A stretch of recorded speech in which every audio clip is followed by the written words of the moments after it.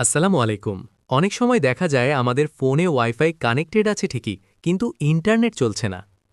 ধরুন আপনি ইউটিউব বা ব্রাউজারে কিছু ওপেন করতে চাচ্ছেন, কিন্তু কিছুই লোড হচ্ছে না। এরকম সমস্যা হলে কিভাবে সমাধান করবেন, আজকের ভিডিওতে আমি সেটিই দেখাবো। ভিডিওটি না টেনে শেষ পর্যন্ত দেখুন।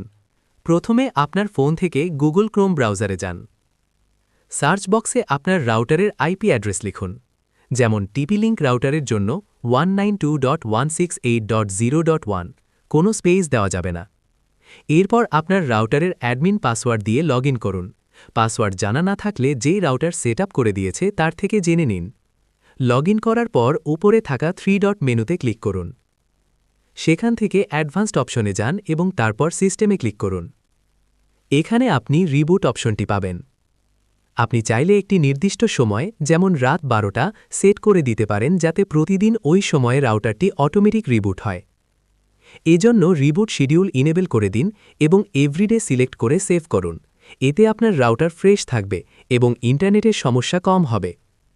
আপনি যদি এখনই রিবুট দিতে চান তবে সরাসরি রিবুট বাটনে ক্লিক করুন।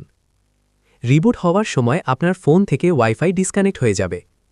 কিছুক্ষণ অপেক্ষা করার পর আবার ওয়াইফাই কানেক্ট করলে দেখবেন আপনার ইন্টারনেট সমস্যার সমাধান হয়ে গেছে।